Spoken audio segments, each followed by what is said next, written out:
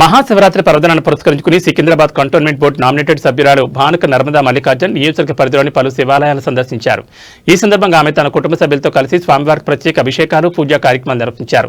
దర్శనం అనంతరం మాట్లాడుతూ పవిత్రమైన మహాశివరాత్రి పర్వదిన సందర్భంగా కంటోన్మెంట్ ప్రజలందరికీ శివయ్య అనుగ్రహం కలగాలని ప్రార్థించారు.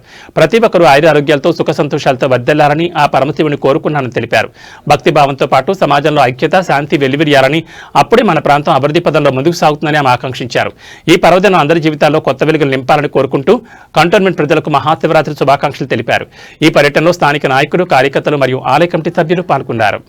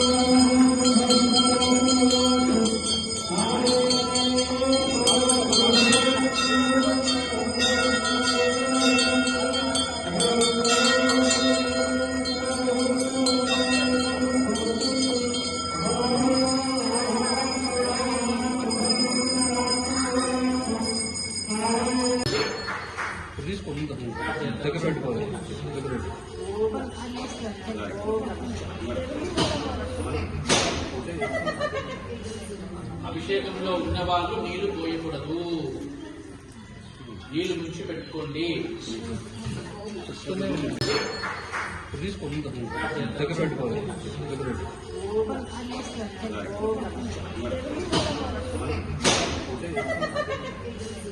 అభిషేకంలో ఉన్న వాళ్ళు నీళ్లు పోయకూడదు, నీళ్లు ముంచి పెట్టుకోండి.